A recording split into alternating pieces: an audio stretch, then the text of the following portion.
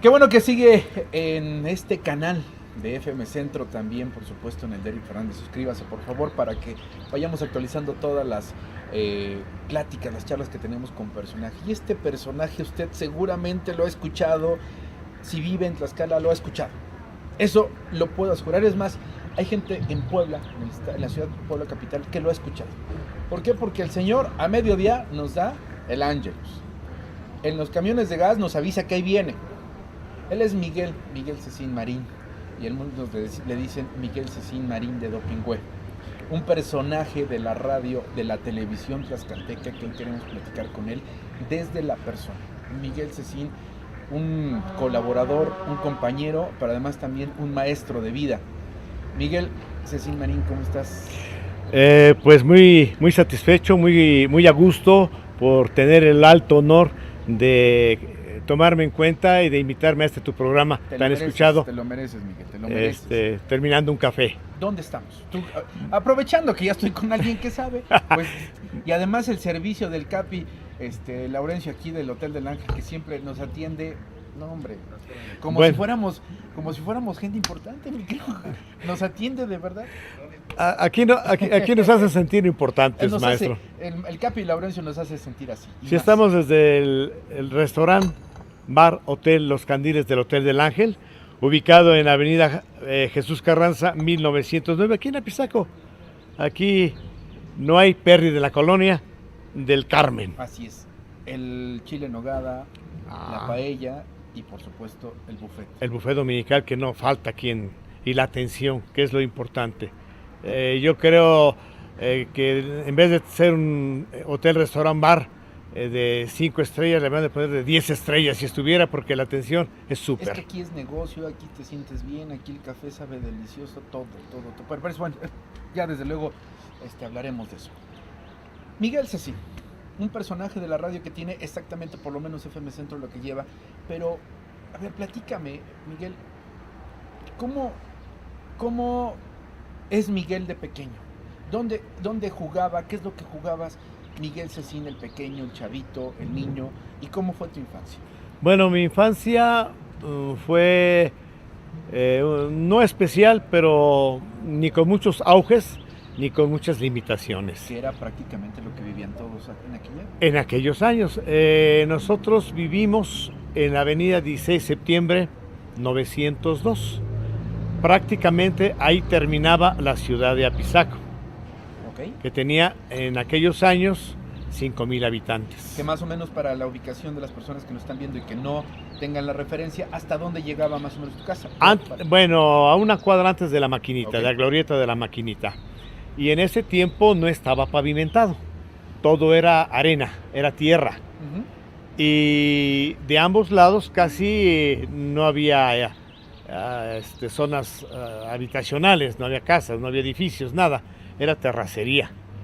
Y enfrente del 902 había una refaccionaria que la quitaron no hace mucho, del señor Estadambrito, pero todo eso era terrenos de labor. Uh-huh. Era milpa. Todo era milpa. O sea, todo lo que conocemos de la Maquinita hacia... Antes de llegar a la Maquinita. Mucho antes de la Maquinita. Okay. Vamos a hablar de la Zaragoza. Okay. De ahí era puro terreno baldío.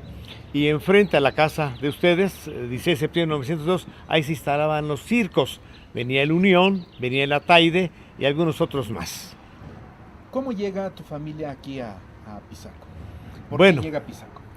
Mi papá llegó aquí a la República Mexicana, me imagino, porque nunca tuve la oportunidad de charlar con él, en 1942. Más o menos. La época de la guerra, y que muchas personas empezaron... Bueno, antes de la guerra, los momentos difíciles de Europa. Sí, él nació en un pueblo que se llama Enet, Líbano. Está a 70 kilómetros de Beirut. Uh-huh. Se vino de los 6 años, entraron por La Habana, Cuba. Había muchas facilidades. Estaba como jefe de gobierno o presidente, como tú quieras, allá en Cuba, Fulgencio Batista. Uh-huh. Y después de ahí estuvieron una temporadita y se fueron para Quintana Roo. De Quintana Roo se fueron para Mérida. Ahí estaba la casa de los migrantes libaneses. Uh-huh. Y ahí mi abuelo lo dejó encargado, como se dice, y él se regresó al Líbano una temporada, luego regresó por él, ya un poco más grandecillo, y ahí le enseñaron el idioma, el castellano, y de ahí ya se vino directamente para Mérida un tiempo más, y de ahí conoció a muchos beisbolistas que lo invitaban a jugar en La Habana, como era el Mamerto Dandridge, Cocaína García, Ramón Bragaña, y bueno, algunos más se escapan a mi memoria. Entonces, okay, pero vaya, Miguelito, tú siempre cuando hablas te acuerdas exactamente del punto y coma hasta del nombre. El Negro Acea. Fíjate, llegan aquí a Pisaco. ¿Cómo llegas y cómo fue esa parte de la vida de mi papá? Sí, de mi papá. Llegan ustedes aquí a Pisaco, pero ya me gustaría que tú me dijeras en ese momento cómo empieza a vivir Miguel Cecín de la llegada de tu papá a Pisaco y tú también en esos años. Bueno, la llegada a Pisaco, a mi papá lo trajo Ramón Bragaña, el negro, que fue el pitcher del Veracruz. Fue pitcher oficial, un señor negro, y le decían el diamante negro porque tenía en uno de sus dientes un diamante incrustado. Ramón Bragaña. O sea, ese fue el primer diamante, no el que conocemos ahora, jóvenes. No crean que es el único diamante negro. Okay. Bueno, entonces le dice a mi papá: mira, yo conozco a un señor Santiago Cecín en Apizaco, puede ser que sea tu pariente. Llegaron a Apizaco y lo presentó y le dijo: no es mi pariente, es así tan lejano, es mi hermano, de los primeros que salieron del Líbano. Se instalaron aquí en Apizaco, entraron también por La Habana, Cuba. ¿Sí? Y entonces ya hizo amistad ahí con mi padrino, Santiago Cecín, que tenía una molería a la exposición en la calle Real, después fue Independencia y actualmente es Boulevard Emilio Sánchez Piedras, juntito en el hotel de un doctor que se llama, frente a los baños del Danubio, es un restaurante. Bueno, ahí estaba la molería a la exposición. Entonces le dijo mi padrino Santiago Cecín a Ramón Bragaña: ya no te lo llevas a la Liga Mexicana, porque allí en la Liga Mexicana se va a enseñar a jugar y a tomar, como muchos, y Miguel Cecín puede ser que tome un mal camino, se queda a trabajar conmigo. Oye, no es posible, Santiago, mi hermano. Así hablaba Ramón Bragaña. No es posible, caray. Aquí se queda mi hermano. Estate 2 o 3 días en casa de vacaciones y te regresas. ¿Ya no se lo soltó? Ya no se lo soltó. Entonces mi papá se quedó a trabajar en la molería de la exposición. Después de eso, de la molería de la exposición, no faltó por ahí de los señores Bojalil, ¿sí?, que le ofrecieran una cantina que se llamó La Puerta del Sol, que estaba ubicada en 5 de Mayo, esquina con Cuauhtémoc. Sí, ahí estaba la Puerta del Sol. Entonces le dijeron: ¿sabes qué? Te vamos a apoyar y van a traspasar esa cantina. Porque eso se daba mucho entre ustedes, ¿no? La comunión y la unión y el apoyo, ¿no? Totalmente de acuerdo con él. Hoy no tenemos los mexicanos. O difícilmente lo vemos. Difícilmente, mejor lo manejamos así, maestro. Y entonces esperaron a un señor de Puebla y le dijeron los señores Bojalil y el señor Sarur, Antonio Sarur, le dijo: ¿sabe qué? No se la dé a nadie, nosotros la adquirimos y se la vamos a dar a nuestro paisano y nuestro primo, al señor Miguel Cecín Elías. Entonces allí mi papá empezó con esta cantina. Y yo ya tenía como 5 o 6 años cuando me di cuenta que mi papá tenía una cantina. Se llamaba La Puerta del Sol, comento nuevamente.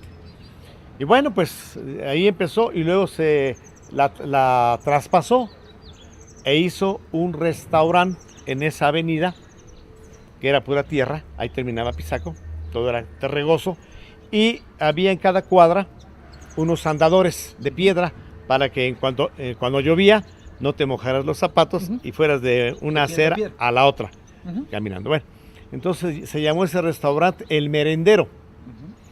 Se vendía comida libanesa y se vendía comida yucateca, como son los panuchos, salbuts, cocitos. Una comida de esta libanesa. El kebnaye. ¿Qué es eso? El kebnaye es una comida, es una combinación comento nuevamente, de carne molida de carnero con trigo hervido, ¿sí? Y se le agrega al vinagre como cocimiento y se le agrega hierbabuena y aceitunas negras.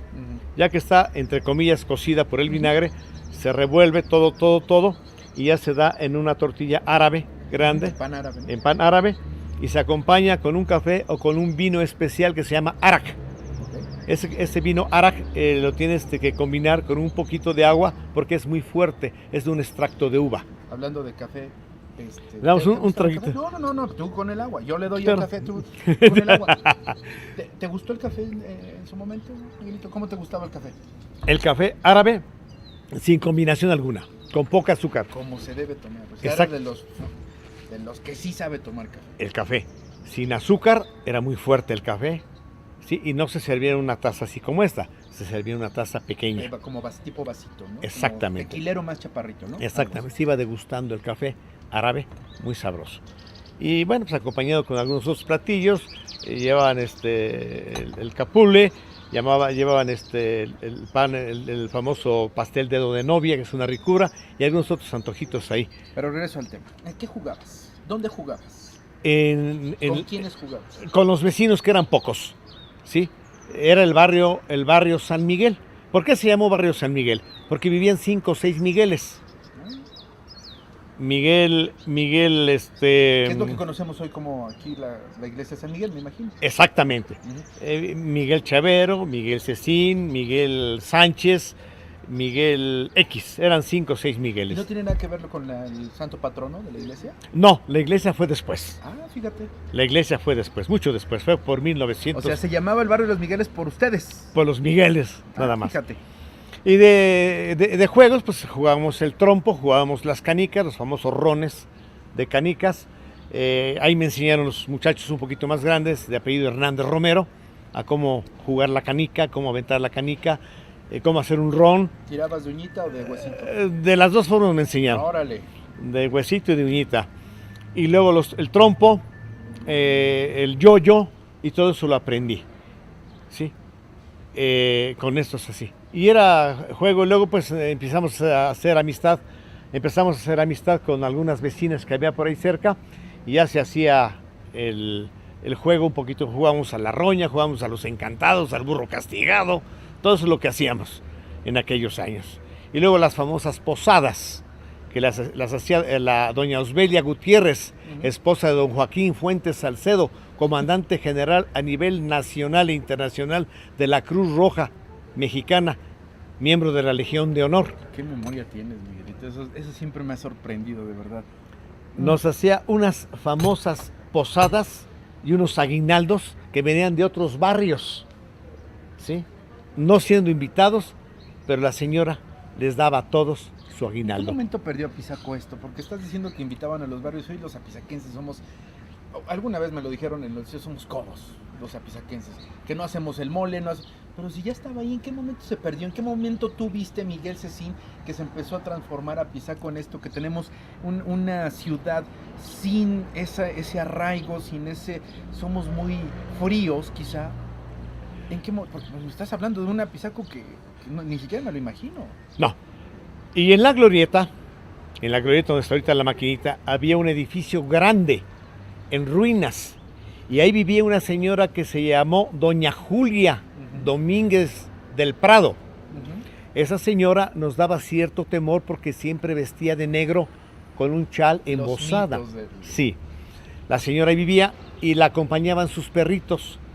Entonces malamente mi hermano y yo y otros vecinos le gritábamos bruja a esa señora, y mi mamá se molestaba en demasía. Claro, Decía, oye, además era el momento en donde no podíamos, ustedes sobre todo más tu generación, no podía hacer porque era el castigo a trancazo, ¿no? A golpe. A golpe. Exactamente. Bueno, ¿cuándo perdió esa magia de ese barrio? Porque anteriormente estaba solamente la avenida Francisco y Madero. Por ahí pasaba todo lo que es el tráfico pesado, todos los camioneros. Estaba muchos restaurantes ahí. Sí. Entonces empezaron a pavimentar la 16 de septiembre y a conectarla con la Francisco y Madero. Ahí fue donde se perdió la magia. Pavimentaron, sí, exactamente. Empezaron a habitar esa avenida y pusieron varios restaurantes, por ejemplo el Maruca, La Blanca, el restaurante después el ADO, que entró el ADO por ahí. En fin, ahí fue donde se perdió prácticamente parte de esa magia, de esa niñez. Y llegaron gente que no es de Apizaco y perdió ese arraigo, me imagino. Exactamente, en ese tiempo éramos, si no mal recuerdo, eran 5,000 habitantes. Después fue creciendo, creciendo. Era una familia enorme Apizaco. Todo el mundo nos conocíamos. Sí. Quién hacía, quién se casaba, quién se iba a casar, quién se había muerto y quién se divorciaba. Que era muy raro el divorcio. Ya está, no, claro, ya está. ¿Quién con quién? También Apizaco tiene sus historias. Miguelito, en ese transcurrir, ¿cómo llegas a FM Centro? Porque no había escuelas ni de locución, no había nada. ¿Cómo llegas a FM Centro? Bueno, yo llego a FM Centro. Estábamos escuchando, yo estaba como administrador de la Oficina de Telégrafos Nacionales, ubicada en la avenida Hidalgo 604, frente a Cinemas Apizaco. Actualmente eso ya es historia. Ahí estaba y teníamos la radio prendida y de repente hubo una interferencia y entró la señal de prueba y ajuste de FM Centro, donde solicitaban locutores o personal que tuviera la aptitud, que sintiera la profesión o el llamado a los micrófonos. Entonces me dijeron, oiga, pues ¿por qué no? Pero algo vieron y algo viste tú para decir yo voy, porque hoy día no cualquiera se planta frente a un micrófono. No, lo que pasa es que yo anunciaba kermés, las kermés del Colegio Nicolás Bravo. Había una camioneta Ford en verde y le poníamos una bocina. Eres capaz hasta que te sabes la placa de la camioneta, Miguelito. Entonces ahí ya empezabas a ir con tus pininos. Mis pininos. Ahí anunciábamos las kermeses, anunciábamos algunos bailes y algunas cosas en esa camioneta. ¿Llegaste y qué pasó en la... Bueno, llegué y pues había una fila de cerca de 100 y tantos aspirantes y dije, bueno, pues voy a ver de qué se trata. Entonces me atreví a subir, estaba en Xicotenca, el 201, casi esquina con 16 de septiembre, tercer nivel, y estaba de gerente el señor don Alfonso Macías Galaviz. La gran trayectoria en radio. 50 estaciones en todo el mundo. Un maestro de la radio. Un maestro, y luego estuvo en la BBC de Londres como director de un noticiario de habla hispana. Bueno, entonces llegué ahí, pues muy sacale punta, digo, soy el administrador de la oficina, pues me deben dar una atención. Llegué y me dijo, ¿sabe qué? ¿Ya hizo usted fila? Le dije, no, soy fulano. Dice, pero hay que hacer fila. Es que yo quiero, si usted quiere, pero hay que hacer fila. Me dijo, aquí se lleva un orden. Correctamente. Pues me esperé al orden y ya me pidió unas cartas de recomendación. Llevé una carta de recomendación del licenciado don Emilio Sánchez Piedras. Y llevé también una carta de recomendación de la muy respetable Gran Logia Masónica. Las llevé y me dijo, son muy interesantes las recomendaciones, pero antes que nada, quiero que usted me demuestre que tiene usted aptitud, ¿sí? Nada más. Si usted me demuestra aptitud, lo vamos a tomar en cuenta. Si no, aquí no. Aunque traiga usted la carta del Santo Padre, textualmente así me dijo, aquí no hay entrada, si no hay aptitud y deseos. Un hombre muy duro, ¿no? Pero con carácter, me refiero duro, claro, de cómo se debe ser en este negocio, ¿no? Sí, pasa el tiempo y te conviertes en una figura de la radio. ¿Qué es lo que puedes decirnos? Ha pasado este tiempo, ¿cómo cambió la radio tu vida? ¿Cómo la ha ido configurando? Pero no me la digas desde la parte de la rendición de cuenta a una empresa que los dos queremos, pero dime la parte personal, ¿cómo te cambió a ti la vida? Venías del carrito, estabas en telégrafos, pero ahorita te enfrentabas ya a que ahí viene Miguel Cecín y hoy día lo sigue diciendo mucha gente. Bueno, ¿cómo inició la situación? En la radio empecé como aseador demostrador, porque estaba el cupo completo, ¿sí? Estaba de locutores ya escogidos, ya estaban. Y me decía don Alfonso, bueno, pues ocúpese de algo. Entonces limpiaba yo el mostrador, etc. Y luego pues me dijo, ¿sabe qué? Pues acérquese, dé usted la hora. Entonces, después de cada noticia internacional, nacional, etc., daba yo la hora. Y ya empezó a ver el señor que tenía cierta aptitud para el micrófono. Y después de ahí, bueno, pues ya me hizo favor en cuanto notó mi aptitud para y perderle el miedo al micrófono, que me dijo, no le tenga miedo, téngale respeto al micrófono. No miedo, Miguel, respeto al micrófono. Entonces, bueno, pues ya empecé y ya me dijo, bueno, pues ya hágase un programa. El primer programa se llamó Despertando en la Estación y tardó como 6 meses, 7 meses, y ya en noviembre me dijo, ya se quita ese programa y se va a hacer otro programa, a ver qué nombre le pone usted. Y le pusimos Miscelánea Semanal. Era emblemática esa. Era Miscelánea Semanal, sábado a sábado. ¿Cómo iniciabas? ¿Cómo iniciabas el programa? Miscelánea Semanal, ¿te acuerdas? Sí, Miscelánea sábado a sábado. Ay, la verdad ahorita en este momento no lo tengo aquí, no lo consigno, no porque se me haya olvidado, sino, bueno, y se empezó y tuvimos muchas secciones en este programa, era de las 7 de la mañana a las 10, eran 3 horas, y teníamos muchas secciones. Además muchos personajes que hiciste derivado de estos programas. Exactamente, entonces me dice don Alfonso Macías, que en paz descanse, me dijo, ¿sabe qué, Miguel? Tiene usted muchas secciones en ese programa, ¿por qué no las convierte en programas? Entonces estaba Aperitivo, que se llamó Aperitivo Taurino, pero como sección era Campo Bravo. Estaba don Felipe González, don Oscar González, Antonio Sánchez el Porteño, y Paco Pumarada, en paz descanse. Nos asesoraban un poquito. Bueno, entonces ya usted y sus derechos, era en ese tiempo, se llamó asesoría legal. Se le daba orientación a una persona que tiene un problema, se le asesoraba o le daban asesoría legal. Y después ya no se llamó asesoría legal, ya se le dio, tuvo otro nombre, donde ya la persona pues ya era orientada directamente por un abogado titulado y todo. Pero me estás hablando de las secciones, yo quiero conocer a Miguel. ¿Llegó un momento donde Miguel quiso alejarse de la radio? Nunca tuve el deseo ni en el pensamiento. ¿No te has cansado nunca? No, señor, no he faltado al programa. No, yo lo sé. Revista Sabatina durante 40 años, solamente una ocasión, que estuve un poco enfermo, pero ni muerto mi padre, ni muerta mi madre, he dejado el programa Revista Sabatina.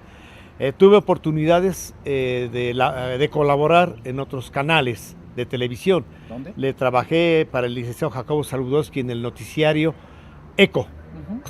Eco, pero como nos pidieron referencias y le dijimos que veníamos de FM Centro, fuimos 2, no nos hicieron ni examen ni nada, entramos directamente, ¿sí? Con el licenciado Jacobo Saludowski, y él dijo así: si vienen de FM Centro Pisaco, esa estación yo la he escuchado y sé qué personal tiene, y creo que hasta la fecha vamos más arriba todavía.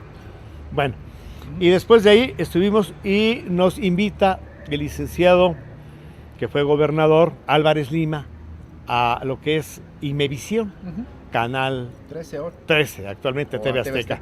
Ahí estuvimos 2 años también, como éramos reporteros corresponsales. Y de ahí nos pasamos como invitados a Telever Veracruz. Estuvimos 1 año. Y luego nos pasamos a Canal 5. Y de ahí nos pusimos a escribir en el Universal. Mi columna se llamaba Picaporte, por Miguel Cecín. Y luego estuve escribiendo en el periódico de Tlaxcala, hacía grandes rasgos. Miguel Cecín, llegó la modernidad, porque eso nos llegó a todos. Sí. Nos llegó a todos. En este momento, ¿cómo visualizas el futuro de la radio, de los comunicadores? Visto desde un experto, desde un maestro, te lo he dicho en cantidad de ocasiones. No me lo merezco. No, pero sí lo eres. ¿Por qué? Porque sencillamente tu trabajo lo dice. Porque hoy hay muchos jóvenes que quieren saltarse todo eso que tú viviste, hasta de limpiar el mostrador. Así es. Y la realidad es que hay un... Fui reportero también, después de la... No, me refiero que desde limpiar el mostrador, reportero, la hora productor, y todo, etcétera, todo esto. Pero hoy hay un panorama en el que, si bien es cierto, gana la tecnología, lo que estamos haciendo ahorita. Pero yo lo que percibo a veces en los jóvenes es esa falta de interés, eso que tú acabas de decir, que a pesar de las vicisitudes, están al pie del cañón. Yo sé de un conductor de televisión que estuvo ya en las 2, en Azteca, en Televisa, se le murió un perrito, con todo respeto, son sus creencias, son su forma de ver, y que ese día toda una semana dejó de trabajar. Tú y yo hemos pasado por pérdidas, y hay que seguir trabajando. ¿Cómo visualizas esta parte de la responsabilidad? Ya para ir cerrando esta entrevista. Ese tema. Bueno, también se me pasó a decirte que estuve 25 años en la dirección del noticiario de las 2 de la tarde. Sí. Bueno, y de aquí ya lo que tú me preguntas, ¿cómo visualizo? Mira, la juventud tiene muchos valores, ¿sí? Y no está perdida, está un poquito desorientada.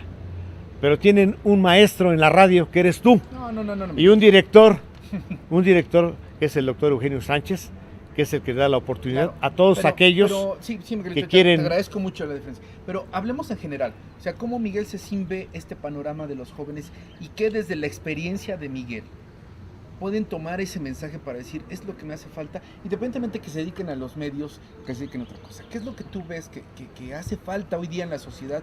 Que tú conociste ese inicio de Apizaco, de Tlaxcala, hoy estás viviendo una etapa de transición y una etapa de visualización de esta construcción de una sociedad totalmente difícil. Mira, ahorita lo que yo puedo decir es que los jóvenes que tú tienes a cargo tienen vocación, que eso es lo que hay que descubrir. Antes que decir, entras a la radio, ver si el joven o la joven, como tú quieras, tienen la vocación para desarrollar su trabajo con amor, con responsabilidad, con gusto y sin el interés.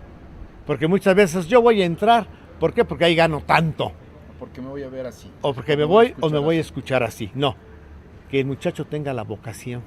Y creo que esto es lo que tú has descubierto desde que iniciaste en esta prestigiada difusora FM Centro. Lo que has pedido es que haya vocación y deseo de no servirse, sino de servir al auditorio. Lo he preguntado con otros personajes. Se escucha fácil, pero ¿cómo descubro esa vocación, Miguel? Ahí está el detalle, decía Cantinflas. Ahí está el detalle. Pues desde que lo sientes a un micrófono y que le preguntes qué es lo que él quiere, qué desea, qué necesita, ¿sí? Si es el llamado de su vocación o es estar por estar. Eso es básicamente, maestro. En estos momentos, ¿estás satisfecho de lo que ha logrado Miguel Cecín? Estoy muy satisfecho y muy contento, y con orgullo lo digo, ¿sí?